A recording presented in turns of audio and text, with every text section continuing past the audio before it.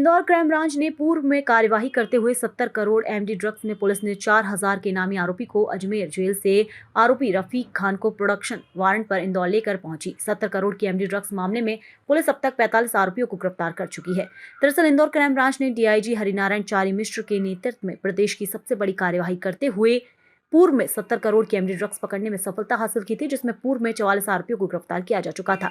मगर एक आरोपी रफीक खान अखेपुर प्रतापगढ़ राजस्थान निवासी जब से ही फरार चल रहा था, जिस पर पुलिस ने 4000 रुपए इनाम की घोषणा भी कर रखी थी, जो प्रतापगढ़ राजस्थान के एनडीपीएस मामले में अजमेर जेल में बंद था।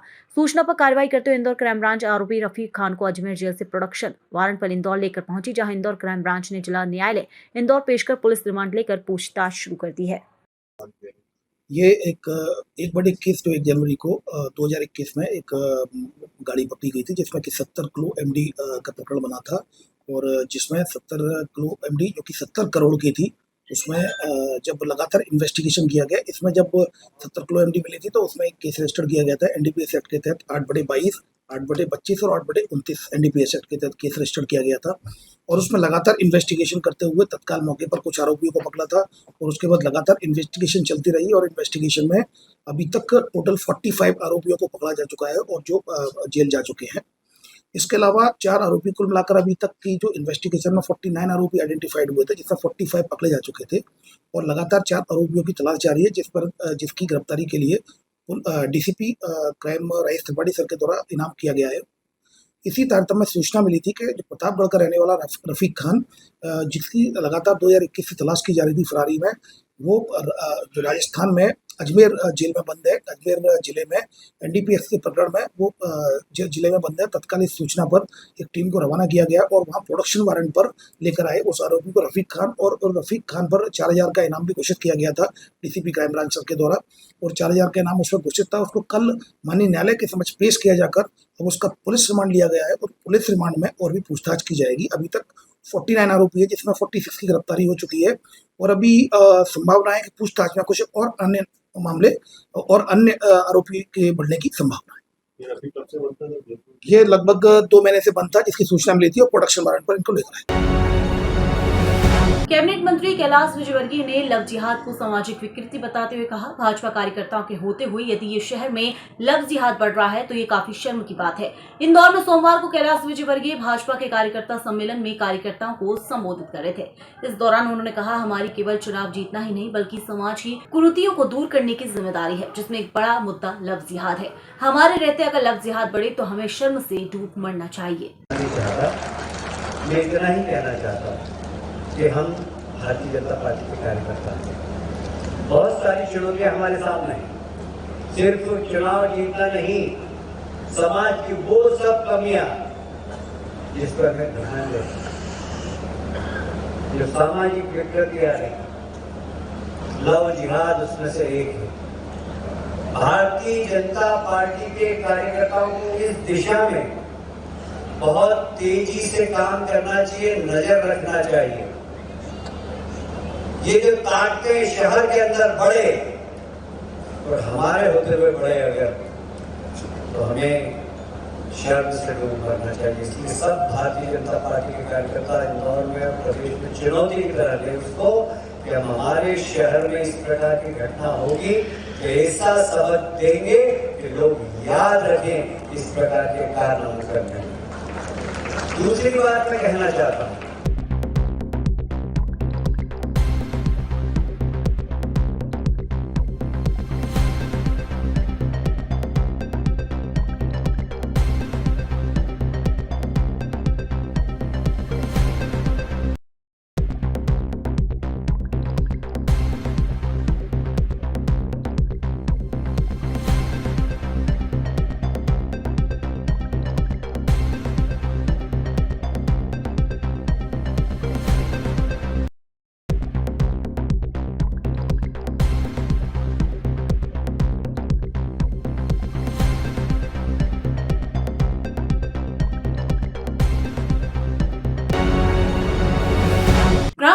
पंचायत वाकड़ी में बारिश के दौरान स्कूली बच्चे रास्ते में कीचड़ भरे मार्ग से गुजरते हुए स्कूल जाते हैं। स्कूली बच्चों को आने जाने में कई सालों से बारिश के दौरान मुसीबतों का सामना करना पड़ता है।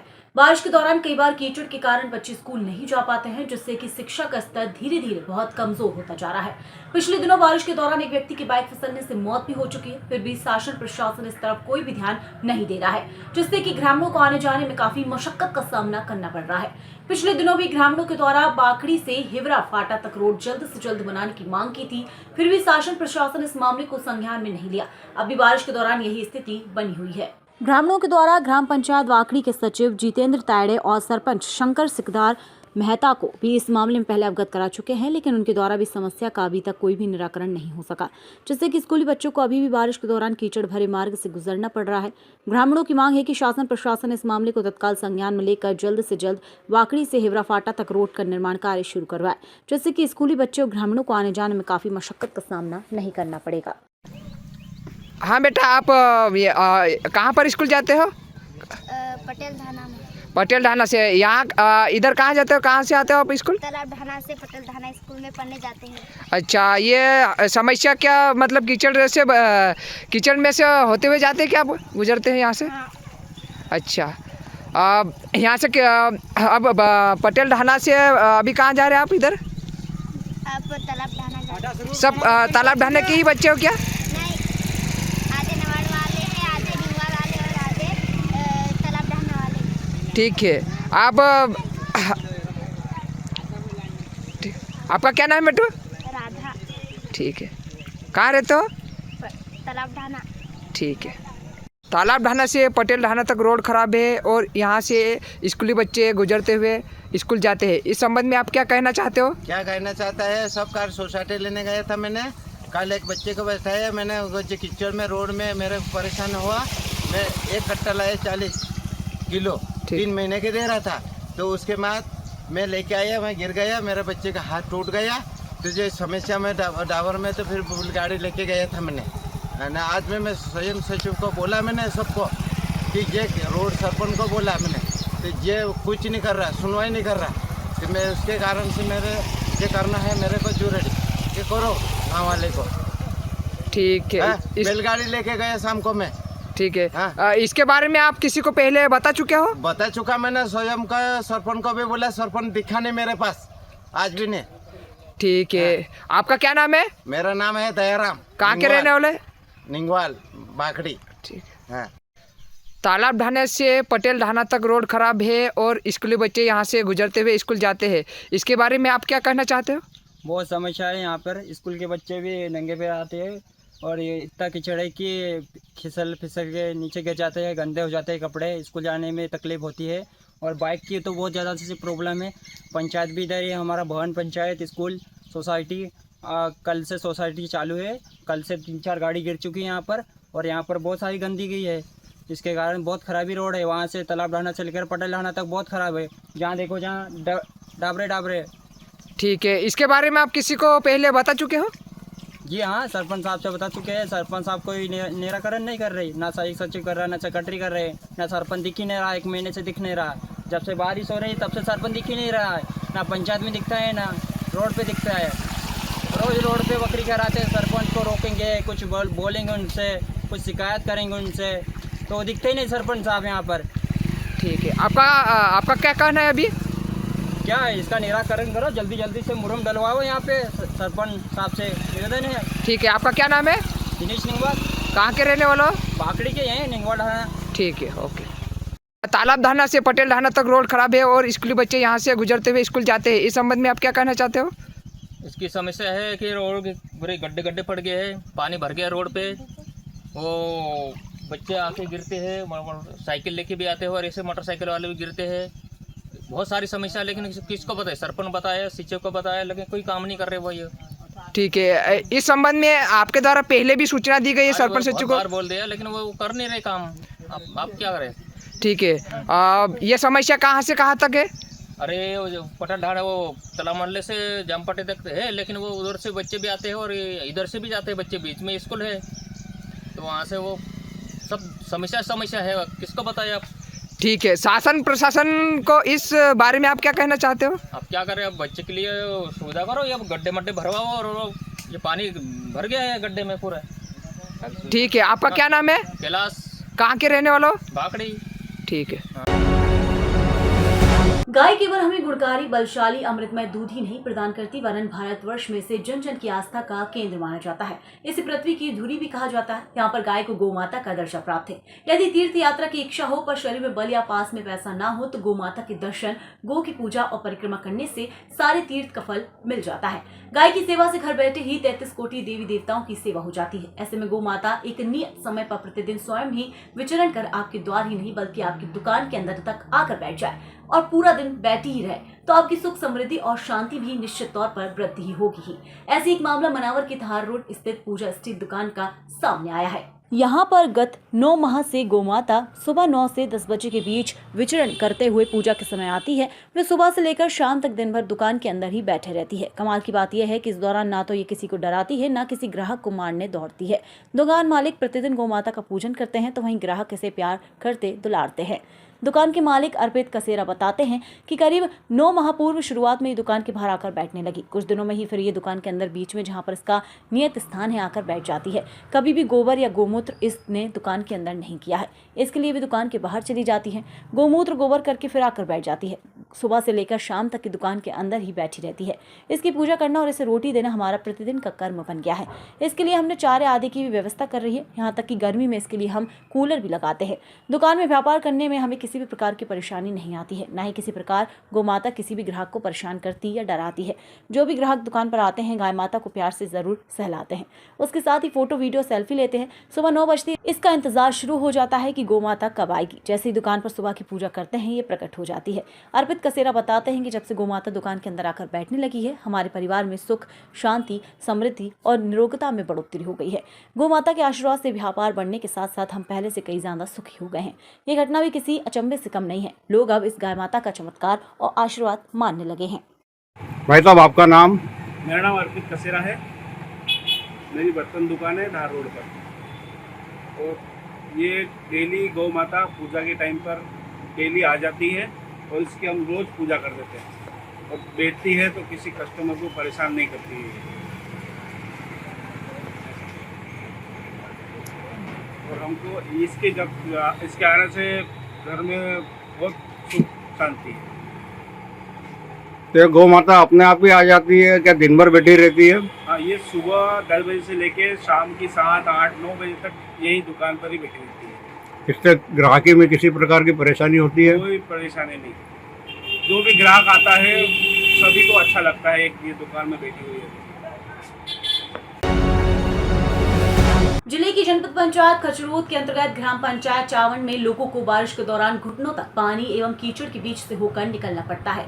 गांव में एक दशक से ये समस्या व्याप्त है। अभी तक इस समस्या से ग्रामीणों को निजात नहीं मिली है। ग्रामीणों का कहना है कि नेता लोग बस वोटों के समय बड़े बड़े वादे करते हैं लेकिन उसके बाद उनका इस पर ध्यान नहीं जाता है, जिसके चलते ये समस्या जस की तस बनी हुई है। ग्रामीण जन का कहना है गांव में जाने के लिए 2 मार्ग है, जिसमें एक मार्ग रेलवे पुलिया के नीचे से होकर गुजरना पड़ता है, जिसमें बारिश के समय 3 से 4 फीट पानी का भराव हो जाता है। आवाजाही पूर्णतः बंद हो जाती है और रेलवे विभाग द्वारा पुल के दोनों ओर लोहे के एंगल लगा दिए गए हैं, जिसके कारण गाँव में बड़ा वाहन जाना असंभव है। गांव में यदि कोई व्यक्ति बुजुर्ग बीमार हो जाता है तो गांव तक एम्बुलेंस तक नहीं पहुंच पाती है। लोगों को खाट के माध्यम से अस्पताल तक पहुंचाया जाता है। ग्रामीणों की मांग उन्हेल बड़नगर मार्ग लेकोड़ा आंजना से गांव को जोड़ दिया जाए तो समस्या का हल हो सकता है एवं सुगम रास्ता ग्रामीणों को मिल सकता है। चावंड गांव से लेकोड़ा अंजना वाले मार्ग की लंबाई 2 किलोमीटर है लेकिन एक कच्चा रास्ता है। बारिश में आवाजाही बंद रहती है। स्कूल के बच्चे भी स्कूल नहीं पहुंच पाते हैं। मौके पर उपस्थित ग्रामीण जन शंभू चौधरी, धर्मेंद्र, सोहन चौधरी, भादर चौधरी, अनिल, कमल, राकेश, राधाकिशन, जीवन, आजब, सुंगन, कैलाशबाई, लीलाबाई, चंद्रबाई आदि ग्रामीण जन उपस्थित थे। इनका कहना है मेरे द्वारा शासन प्रशासन को अवगत करा दिया है। बहुत ही कीचड़ भरा रास्ता है, लोगों को आवाजाही में परेशानी होती है। सरपंच प्रतिनिधि रतन सिंह पटेल, ग्राम पंचायत चावंड। उज्जैन से संवाददाता शंभू राठौर की रिपोर्ट। क्या नाम है आपका? ताराबाई। ताराबाई। कौन सा गांव है? चावंड है। लगभग यहाँ विद्यालय भी है, सब कुछ सुविधा है, पर एक समस्या का हमको सोशल मीडिया पे मालूम पड़ा था कि रोड का। हाँ, तो रोड का तो समस्या है सही हमारे। रोड आप कहाँ से चाहते हो? रोड हम लेकोड़ा चाहते हैं, स्टेशन यहाँ से चावल से लेकोड़ा। लेकोड़ा अंजना चाहते हो? हाँ। लगभग कितने किलोमीटर पड़ता है? ये 2 किलोमीटर। 2 किलोमीटर पड़ता है। प्रधानमंत्री आवास अगर बन जाए तो हाँ। ठीक है। अगर कोई बीमार दुखी हो जाता है, जैसे माँ साहब खड़ी है पास में, ये लगभग 70-80 साल की लगभग हैं, अगर ये बीमार दुखी हो जाती है तो आपको कैसे ले जाना पड़ेगा? ले जाओ, खाट पे ले जाओ वहाँ, और किस तरह ले जाऊँ? अपना कोई नहीं खाट भी मिले तो किने भी ले जाना पड़ेगा। ने ऐसे ले जाओ, बहुत परेशानी आ रही साहब हमारे में। विकलांग 3 दिन की तबीयत खराब हो रही मेरी, क्या कैसे जाए ऐसे रास्ते में? अच्छा, आप विकलांग भी हैं? हाँ, विकलांग भी हूँ मैं। और यहाँ पे बच्चे जो स्कूल है, हाँ, स्कूल में भी बच्चे टाइम से नहीं आ पाते हैं, नहीं आ पाते कीचड़ की वजह से। हाँ, कीचड़ की वजह से ऐसे गिर गिर के जाते हैं। और आपकी सबकी एक ही मांग है हाँ, कि लेकोड़ा से अगर कर दिया जाए हाँ, तो रेलवे का ब्रिज का भी टेंशन दूर होगा, जो हाँ। पानी भरा जाता है ठीक, उसकी समस्या से भी आप निदान पा सकते हो, हाँ, लेकोड़ा से अगर हो जाए तो। हाँ, सभी की यही समस्या है। यही समस्या है। करना है, जोड़ना। ये रास्ता जरूर बनना चाहिए। हमें बहुत परेशानी आ रही है, हमें बहुत आ पाते हैं बच्चों की शिक्षा। आने जाने में तकलीफ है, हमें भी जाने की तकलीफ है। कोई से भी स्कूल में नहीं जा पाते बच्चे। हमारा आने जाने में तकलीफ नहीं होगा। 25 साल हो गए अभी तक। मतलब मेन समस्या आपके रास्ते की है, और अगर लेकोड़ा अंजना से अगर ये जोड़ दिया जाए हाँ, तो हमारी समस्या हल हो सकती है। हो सकती है। आप सरपंच प्रतिनिधि हैं, आपका नाम? रतन सिंह आजना। सरपंच कौन है? राजू भाई आजना। राजू भाई आजना। वो आपकी पत्नी, वो किसी कारणवश आ नहीं पाई खेती वर्ग का, पर जन समस्या को लेकर आपको इन लोगों ने फोन लगाया और आप तुरंत आए, इसके लिए आपको बहुत बहुत धन्यवाद। इन ग्रामीणों की समस्या क्या है? इन ग्रामीणों की समस्या ये है सर कि ये जो रास्ता है लेकोड़ा से, मेन रोड से है, ये वाला रोड 2 किलोमीटर का रास्ता है। 2 किलोमीटर रास्ता अगर ये उस बड़नगर रोड से जुड़ जाए तो ये समस्या हल हो जाएगी। दूसरा, रेलवे के कारण चावंड का संपर्क टूटा हुआ है। ना तो कोई गाड़ी जा सकती है, ना बस आ सकती है, ना स्कूल बस आ सकती है, ना कोई एम्बुलेंस आ सकती है। तो ये हर बार इसी समस्या से जूझ रहे हैं। मतलब रेलवे के कारण एम्बुलेंस भी नहीं आ सकती? ऐसा क्या करा उनने 7 फीट के ऊपर 7 फीट का खंबा पोल खड़ा कर दिया, उसके ऊपर एक आड़ा पाटा रख दिया, तो 7 फीट से ट्रैक्टर की छत अड़ती है उसमें, तो बस कहाँ से निकलेगी, एम्बुलेंस कहाँ से निकलेगी? ये समस्या है। अगर ये बन जाए रोड बन जाए तो ये सब समस्या का समाधान हो जाए। तो पंचायत के अंदर भी ऐसा कोई नियम नहीं है जिसमें मुरम वगैरह डल जाए? पंचायत में कच्चे काम के लिए कोई पैसे नहीं है। मैंने अभी फिर भी 50 डंपर मुरम इस रास्ते पे डलवाई है, पर बारिश के कारण ख़त्म हो जाती है, वो गल के ख़त्म हो जाती है, ट्रैक्टर निकलते, गाड़ी निकलती है, रास्ता उधर है नहीं, इस रास्ते के कारण ये सब कीचड़ हो जाता है। क्योंकि EGS साला भी यहाँ पर हैं, बच्चे भी आने में परेशान होते हैं, दूर दूर मकान बने हुए हैं, इसलिए अगर बच्चे नहीं आ पाते तो टीचर अकेले बैठे रहते हैं स्कूल के अंदर।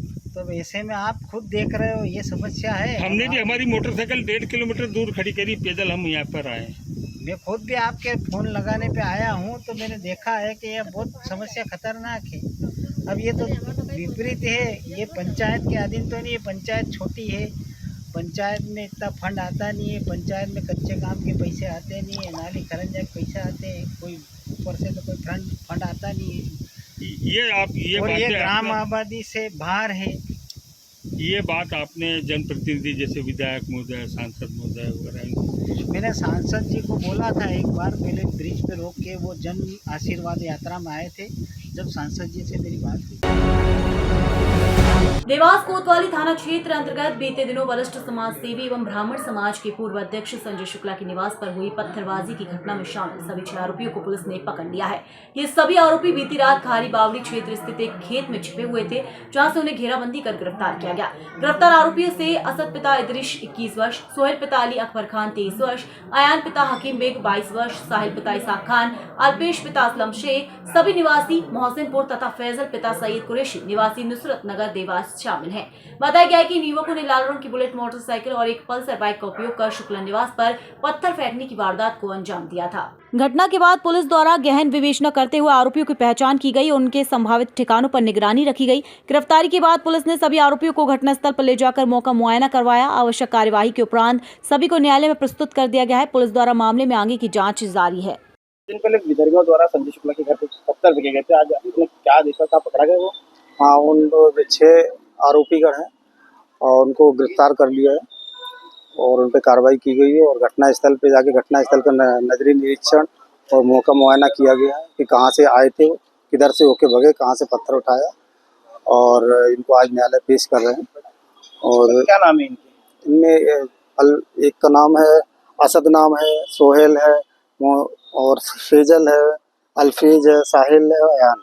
सर, इन्होंने पत्थर क्यों फेंके हैं, क्यों मतलब प्रयास करा? इसके पीछे कारण दे रहा कि और जो दूसरा पक्ष के द्वारा कोई वीडियो वायरल किया गया था जिसमें कुछ अपशब्द का उपयोग हुआ था। इस उपलक्ष्य में इनके द्वारा पत्थर फेंके गए थे और इनको भी गिरफ्तार कर लिया गया। आज न्यायालय पेश कर रहे हैं।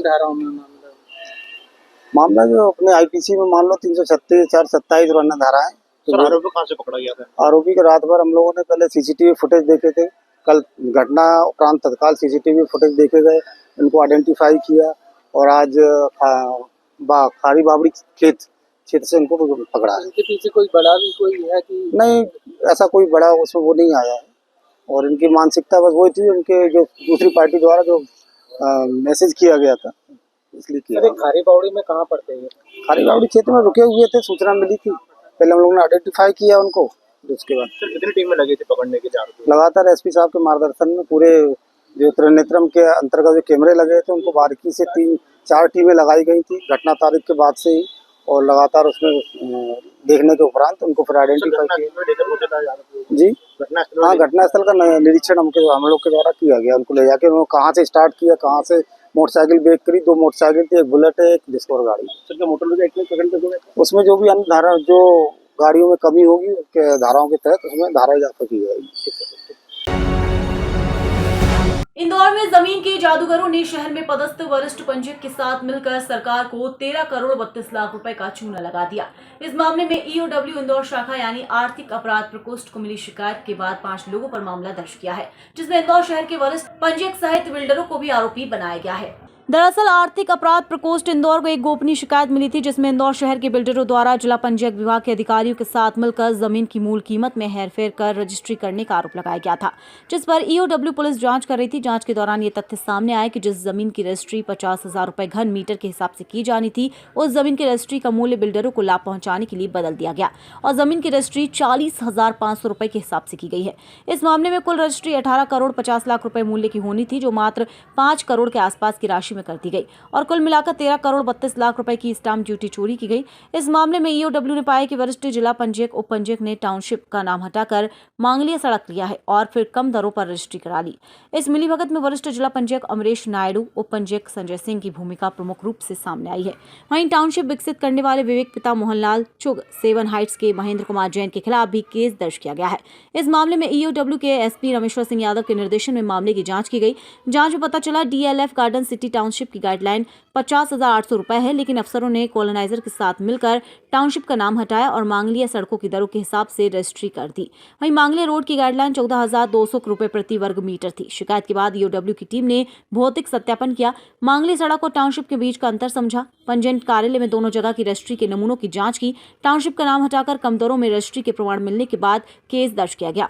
इस मामले में बड़ी बात यह भी सामने आई कि 1 अप्रैल 2025 को संपदा 2.0 लॉन्च हुई थी और उस वक्त अफसरों ने इसके 0 एरर होने का दावा किया था। गाइडलाइन में किसी भी तरह की चोरी नहीं होने की बात कही थी। रजिस्ट्री के अधिवक्ताओं ने उसी समय प्रेजेंटेशन दिया था कि सर्विस प्रोवाइडर इसमें भी साइन लगा सकते हैं। इस मामले में यही हुआ। टाउनशिप के फोटो लगाने के बजाय मांगलिया रोड की खाली जमीनों के फोटो लगाकर कम गाइडलाइन की रजिस्ट्री करवा दी गई है। गाइडलाइन की एक विसंगति ये भी है कि कई जगह प्राइम लोकेशन की दरें काफी ज्यादा है, लेकिन उनको ठीक पीछे बस्ती, अवैध वसाहत, संकरी सड़कें हैं, उनकी गाइडलाइन भी प्राइम लोकेशन के हिसाब से होती है।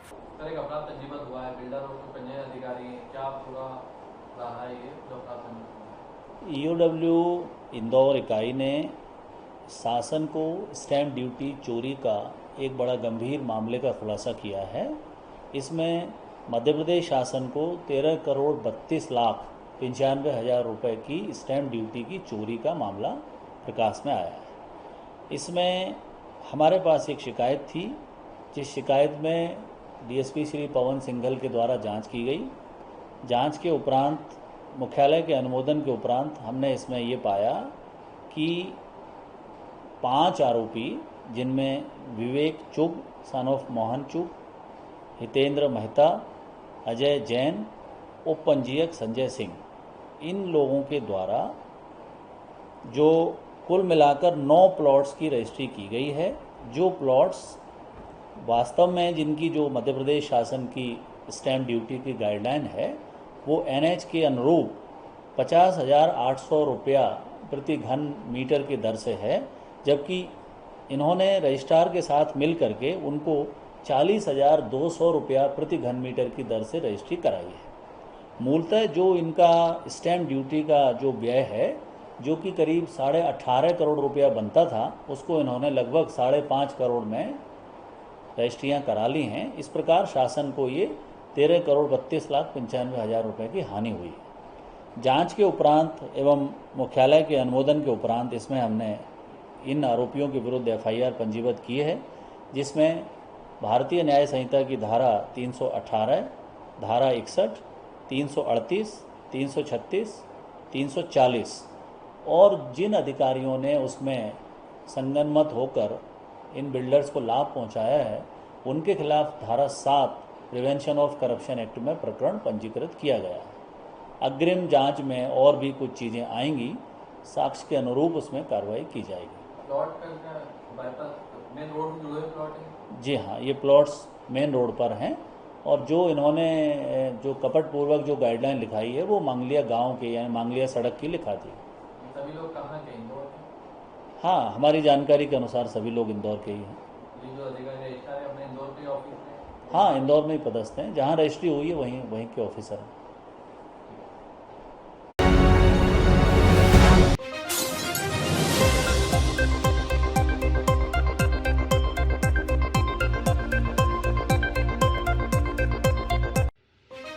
तराना विधायक महेश परमार ने आरोप लगाया है कि आज अशोकनगर में पूरे मध्य प्रदेश से हजारों की संख्या में हमारे कांग्रेस परिवार के साथी आ रहे हैं। उन सबको रोकने का कार्य मध्य प्रदेश की सरकार भाजपा कर रही है। उन्होंने पुलिस पर आरोप लगाते हुए कहा कि पुलिस बीजेपी के एजेंट के रूप में कार्य कर रही है और कांग्रेस कार्यकर्ता के 100 किलोमीटर ही रोका जा रहा है, ताकि कांग्रेस कार्यकर्ता प्रदर्शन में शामिल न हो सके। जहां कांग्रेस कार्यकर्ताओं को रोका गया, उनमें कांग्रेस के उज्जैन से अशोकनगर कांग्रेस पार्टी के प्रदर्शन में जा रहे 100 कार्यकर्ता लगभग 20 गाड़ी के काफिले को रोका गया। इस काफिले में महेश परमार, विधायक भैरू सिंह बापू, शहर कांग्रेस अध्यक्ष मुकेश भाटी, रवि राय नेता प्रतिपक्ष, अजीत सिंह ठाकुर, उत्तम जायसवाल, अजय राठौर, कमल चौहान, अभिषेक शर्मा, छोटेलाल मंडलोई, पार्षद रणछोड़ त्रिवेदी, सुरेश चौधरी, धर्मेंद्र सिसोदिया आदि शामिल हैं। उज्जैन से संवाददाता शंभू राठौर की रिपोर्ट। नमस्कार साथियों, आज सत्य सत्याग्रह अशोकनगर जाते हुए हमारे सभी कांग्रेस परिवार के साथी आदरणीय विधायक जी भैरू सिंह बाबू, हम सब लोग, उज्जैन के हमारे आदरणीय शहर अध्यक्ष भाटी जी, जिला अध्यक्ष कमल पटेल जी और तमाम हमारे कांग्रेस परिवार के सभी साथी आदरणीय विधायक जी, और हम जब वहां से निकले तो ब्यावरा में पुलिस के द्वारा, आप सोचिए कि हम दोनों विधायकों को और हमारे सभी वरिष्ठ साथियों को रोका गया और बड़ी हुज्जत हुई। तो आप सोचिए कि विधायकों के साथ इस तरह का व्यवहार, तो पूरे मध्य प्रदेश से हजारों की संख्या में कांग्रेस परिवार के साथी आ रहे हैं, उन सबको रोकने का काम मध्य प्रदेश की सरकार भाजपा कर रही है। 100 किलोमीटर पहले ब्यावरा में, तो आप मान के चलिए कि किस तरह भाजपा डेरी हुई है हमारे नेता जीतू पटवारी से। आदरणीय साथियों, डरने की जरूरत नहीं, हम सब मिलकर लड़ेंगे और सत्य की लड़ाई है और जीतू पटवारी के नेतृत्व में एकजुट होकर कांग्रेस पार्टी को मजबूत करेंगे। कांग्रेस पार्टी जिंदाबाद, भारत माता की जय, भारत माता की जय।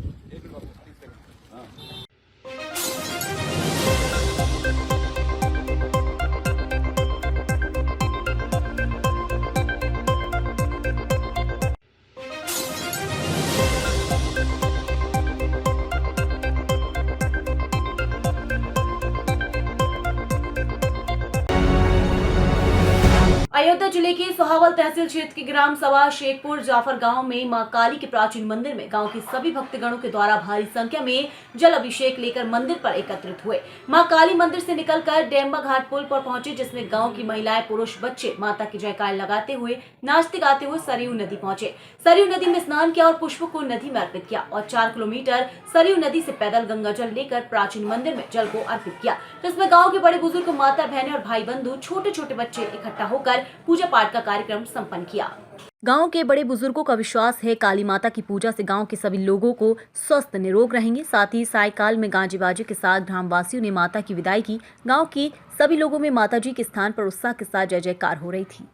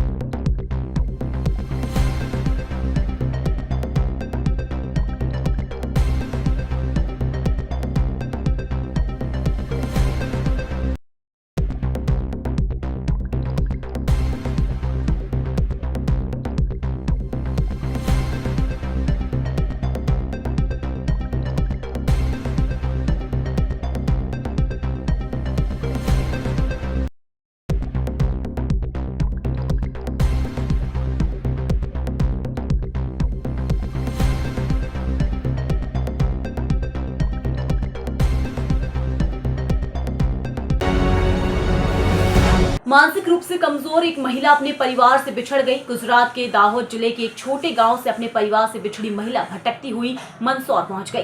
पुलिस ने उसे विक्षिप्त महिला आश्रय घर छोड़ दिया। मानसिक स्थिति अच्छी न होने और भाषा की समस्या होने के बावजूद मंदसौर की समाज सेवी अनामिका जैन ने 15 दिन में उसके परिवार से उसे मिलवा दिया। मंदसौर जिला कलेक्टर अदिति गर्ग ने समाज सेवी अनामिका जैन के इस प्रयास की सराहना की और मुख्यमंत्री द्वारा पुरस्कार के रूप में उन्हें मिले 1 लाख रुपए अनामिका की संस्थान को दे दिए। मानसिक रूप से कमजोर इस महिला, जिसका नाम कीर्तिबेन है, इस महिला को मंदसौर के रेवास देवड़ा रोड स्थित अनामिका जन कल्याण सेवा समिति कौशल्या धाम की संचालक अनामिका जैन के पास मंदसौर की सीतामऊ पुलिस लेकर आई थी। पुलिस ने अनामिका को बताया कि महिला अर्धनग्न अवस्था में घूम रही थी। पुलिस उसे अनामिका के आश्रम पर छोड़ गई। महिला केवल गुजराती भाषा जानती है। मानसिक स्थिति भी ठीक नहीं थी। ऐसे में बड़ी चुनौती थी कि उसके परिवारजनों को कैसे पता लगाया जाए। शुरुआती दिनों में उसकी मानसिक स्थिति भी बहुत ज्यादा अच्छी नहीं थी, लेकिन थोड़े दिनों बाद वह सामान्य स्थिति में होने लगी और उसने अपने परिवारजनों का और गांव का बताया। परिवार वाले जब लेने आए तो पति पत्नी ने एक दूसरे को माला पहनाई। महिला के 2 छोटे बच्चे भी हैं जो अपनी मां को लेने साथ आए थे। महिला कीर्तिबेन के पति अभय सिंह और बेटी सचिन और काजल हैं। कलेक्टर ने समाज सेवी अनामिका जैन के द्वारा किए जा रहे प्रयासों की सराहना की और समाज सेवी अपील की कि वे इनको मदद करें। कलेक्टर अदिति गर्ग ने सीएम डॉक्टर मोहन यादव को और से मिली अपनी 1 लाख रुपए की पुरस्कार की राशि अनामिका के संस्थान को दे दी। क्या नाम आपका? रमेश भाई बारिया। अच्छा, क्या बताया था परिवार वालों ने, कैसे गुम हो गई थी और आज यहाँ आप लेने आए हैं, किस तरह का अनुभव कर रहे हैं? अभी वो 3 बार हुआ है। पहले 2 बार तो मिल गई थी वहाँ से। अभी तीसरी बार इसके पति को भी पता नहीं था कहाँ पे, मगर यहाँ से फ़ोन आया था ये संस्था से। इन्होंने पुलिस का कॉन्टेक्ट किया। पुलिस वालों ने हमको बताया कि फ़ोटो पर देख के, इसीलिए पता चला हमको और हम लेने आए। जी, जो अनामिका सेवा संस्थान ने जो पहल की है उसके लिए क्या? इसके लिए बहुत बहुत आभारी हमको ये हमारी बीवी, भाई की बीवी वापस मिली। ये संस्था के लिए खूब आभारी हम। क्या शुभ नाम बताया? रमेश भाई बारिया। एक और महिला को आपने अपने परिवार से मिलवाया है। कितने दिन पहले आपको किस माध्यम से यहाँ पर मिली थी और किस तरह से आपने परिवार से इनको ये महिला हमें 15 दिन पहले, ये संस्था की पहली ऐसी महिला है कि 15 दिन में अपने घर चली गई। अधिकतर महिला 6-6 महीने, 3-3 महीने में अपने घर जाती है। ये महिला एक दाहोद के छोटे से गाँव से थी। छोटा सा कस्बा है जो हिंदी बिल्कुल नहीं जानता है, गुजराती में ही बात करता है। और जब ये आई थी बहुत उग्र टाइप की थी, बहुत मारपीट करना ये सब इसका था। लेकिन 3-4 दिन में ये इसके इमोशंस बाहर आए और जब हमने काउंसलिंग करी और इसका पता ढूंढने की कोशिश करी तो विशु भैया को हमने बताया था और उन्होंने फिर इसके परिवार से संपर्क किया।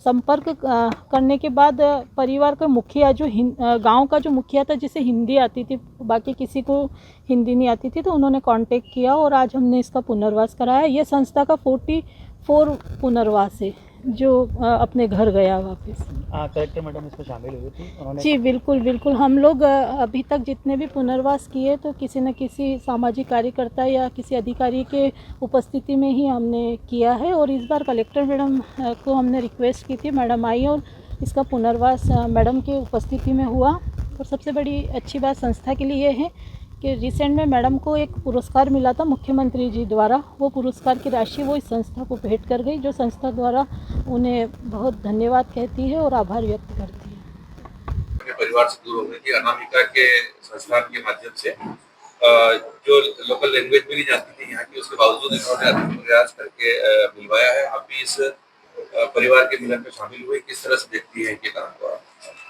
देखिए, ये बहुत सराहनीय चीज़ है कि जो महिला स्वयं अपने आप को पहले एक तो संभालती है, परिवार संभालती है, वो किसी अन्य व्यक्ति की भी जिम्मेदारी संभाले। मुझे लगता है कि ये एक सराहनीय पहल है।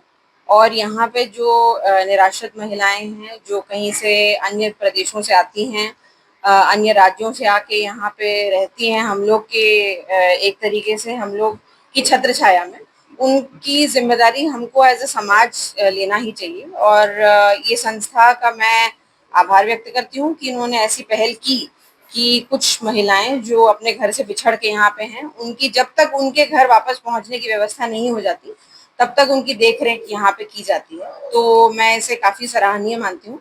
साथ साथ मैं ऐसा भी सोचती हूँ कि समाज के अन्य लोग यहाँ पे आएँ और इनकी मदद करें, क्योंकि जैसा कहा जाता है कि it takes a village to raise a child. Similarly एक समाज की ज़रूरत पड़ती है विक्षिप्त महिलाओं को या किसी भी ऐसे तबके के लोगों को रीसेटल करने में जो स्वयं सक्षम ना हो। और मैं ये नहीं कहूँगी कि यहाँ के लोग सक्षम नहीं हैं, परंतु मदद की किसी ज़रूरत नहीं होती, और सहारा अगर समाज देगा तो ये और मजबूत होता है ये प्रयास। और मुझे आशा है कि इन्हीं प्रयासों को देखते हुए समाज के अन्य वर्ग के लोग भी यहाँ पे जुड़ेंगे। आप स्वयं ही देख सकते हैं, कुछ थोड़ी बहुत व्यवस्था इन्होंने स्वयं कर रखी है, कुछ योगदान हम लोग भी करते हैं। और इन महिलाओं की देखरेख, इनके साथ जो बच्चे रह रहे हैं उनकी देखरेख का जो पूरा जिम्मा ये संस्था ने उठा रखा है, मैं उसकी सराहना करती हूँ और मैं आशा करती हूँ कि ये और सक्षम होते चलेंगे। योगी के आने से पहले कई घर हो गए बेघर। जेसीबी से गिरा सरकारी जमीन में बना घर, बने थे कई लोगों की आवाज, ग्रामीणों का आरोप। ग्रामीणों ने लगाई गुहार, मिला था पट्टा, सरकारी आवास बना था। जबरन उप जिलाधिकारी सदर एवं ARO राजकुमार पांडे पर जबरन जेसीबी लगाकर घर गिराने का आरोप। पूर्व प्रधान अवधेश यादव की गुहार, ग्राम सभा रामपुर हलवारा का वर्तमान प्रधान कर रहा, जनता को परेशान, लिखा पढ़ी गिरवा रहा लोगों का मकान। कल योगी आदित्यनाथ से मिलकर करेंगे सैकड़ों लोग शिकायत, प्रशासन की मनमानी से कराएंगे अवगत। मुख्यमंत्री से मुआवजे की लोगों ने की मांग। ARO राजकुमार पांडे पर फिर लगा आरोप, ट्रांसफर के बाद भी रुके हैं। अयोध्या में गिरवा दिए बिना नोटिस के लोगों के घर। सदर तहसील के रामपुर हलवारा में कल होना है वृक्षारोपण, मुख्यमंत्री योगी करेंगे वृक्षारोपण। वृक्षारोपण की जगह पर था कब्जा कराया गया खाली। ग्रामीणों का आरोप, बिना नोटिस गिरा दिया गया, रातों रात घर कर दिया गया बेघर। ग्रामीणों का आरोप, हम सब कहां जाएं। सदर तहसील के रामपुर हलवारा गांव का मामला, कल मुख्यमंत्री योगी आदित्यनाथ करेंगे वृक्षारोपण। मामला यह है कि हमारे यहाँ जो है करीब बंधा के किनारे जो है जहाँ पे सोलर सिटी बनी है, वहाँ पे मान चलिए कि 200 लोग लगभग रहते थे। तो उनका वहाँ पे आवास भी बना था, प्रधानमंत्री आवास बना था, लोहिया आवास बना था। वो सब जो है सरकार द्वारा तोड़ दिया गया और तोड़ के जो है उनको वहां से खाली करवा दिए। खाली करवा के उनको वहां से हटा दिए। हटा क्या दिए, उनको रहने के लिए कहीं जगह भी नहीं दिए हैं। बस यही कहे कि आप लोग हटा लीजिए, बाद में जो है आप लोगों को दे दिया जाएगा। अभी तक उनको नहीं दिया गया।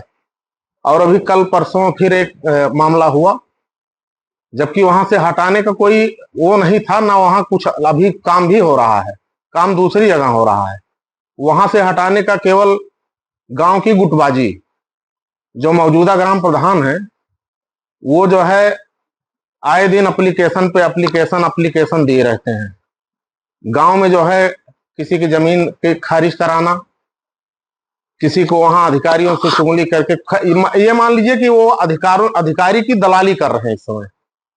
वो ग्राम प्रधान, मतलब गांव की जनता उनको प्रधान बनाई है, गांव की जनता से नहीं मतलब है उनको अधिकारियों की दलाली करना है। जो कि राजकुमार पाणी जी ARO बने हुए हैं, वो यहाँ से उनका ट्रांसफर हो गया है, लेकिन अभी भी वो जाके वहां पे काम कर रहे हैं। तो कल जो है सब वहां पे गए, ढकलवा दिए, JCB और सब लगा के और ढकलवा दिए ना। उनको कहीं जो है रहने के लिए जगह दिए, ना कुछ दिए। उनकी भैंस और उनका जो भूसा सब पड़ा हुआ है, वैसे सब आसमान के नीचे वैसे पड़ा हुआ है। ये घर गिराने से पहले कोई नोटिस वगैरह दी गई? कोई नोटिस कुछ नहीं, कोई नोटिस नहीं दिए हैं। वो कौन आया था गिरवाने के लिए? पहले तो लेखपाल को भेजे, लेखपाल के बाद जो है ARO साहब राजकुमार पाणी जी खुद स्वयं आए और आके जो है वहां पे धमकी दिए कि इसको हटा लो, नहीं तो जो है सब तुम्हारा ढहा दिया जाएगा। अब आदमी जो है वहां पे गरीब और कमजोर लोग रह रहे हैं।